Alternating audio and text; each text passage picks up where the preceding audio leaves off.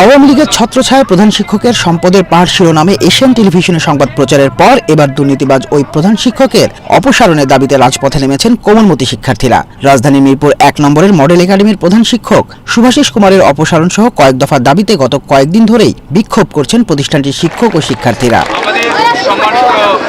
এ সময় প্রতিষ্ঠানটির শিক্ষক ও শিক্ষার্থীরা আওয়ামী লীগের মদতপুষ্ট এই প্রধান শিক্ষকের বিভিন্ন কুকর্ম তুলে ধরেন। এর মধ্যে রয়েছে পূর্বের প্রধান শিক্ষক নুরুল আলমকে ২০১৩ সালে তৎকালীন এমপির সহায়তায় জোরপূর্বক পদত্যাগ করিয়ে চেয়ার দখল করেন সুভাষিস কুমার, নিয়োগ বাণিজ্যের মাধ্যমে অসংখ্য শিক্ষক নিয়োগ, ২ নং ও ৪ নং ভবন নির্মাণে সীমাহীন দুর্নীতি, পূর্বের প্রধান শিক্ষকের রেখে যাওয়া এফডিআর এর ১.৫ কোটি টাকা ও জেনারেল ফান্ডের প্রায় ৩ কোটি টাকার অধিকাংশ আত্মসাৎ করা, ফার্নিচার ক্রয় ও বঙ্গবন্ধু কর্নার ও অফিস কক্ষ সাজানোর নামে অতিরিক্ত অর্থ খরচ ও আত্মসাৎ, গাড়ির তেল খরচে আধিক্য, নিজের বেতন আকাশচুম্বী করা, শিক্ষকদেরকে অকথ্য ভাষায় গালিগালাজ এবং হুমকি প্রদান করা, সাবেক রাষ্ট্রপতি জিয়াউর রহমানকে খুনি ও রাজাকার বলে বিভিন্ন অনুষ্ঠানে গালি দেয়া, মাওলানা দেলোয়ার হোসেন সাইদির মৃত্যুর পোস্টে ইন্নালিল্লাহ কমেন্ট করায় ৩ জন শিক্ষককে শোকজ দেয়া, সাবেক সহকারী প্রধান শিক্ষক মুজিবুর রহমানকে একাধিক তৃতীয় বিভাগ থাকা সত্ত্বেও সহকারী প্রধান শিক্ষক হিসেবে এমপিওভুক্ত করেন, যা বিধি বহির্ভূত। ২৬ জন সিনিয়র শিক্ষককে ডিঙে অর্থের বিনিময়ে সহকারী শিক্ষক লতিফুল বারীকে সহপ্রধান শিক্ষক হিসেবে নিয়োগ দেন। সিটি কর্পোরেশন ও বিগত জাতীয় নির্বাচনগুলোতে আওয়ামী লীগের পক্ষে শিক্ষকদের নির্বাচনী প্রচারণা করতে বাধ্য করা,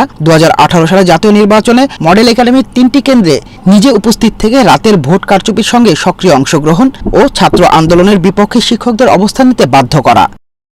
শিক্ষার্থীদের দাবি, কোনো দুর্নীতিবাজ দিয়ে শিক্ষা প্রতিষ্ঠান চলতে পারে না। শিক্ষা সুষ্ঠু পরিবেশ নিশ্চিতে অসাধু এই প্রধান শিক্ষকের দ্রুত অপসারণ দাবি করেন তারা।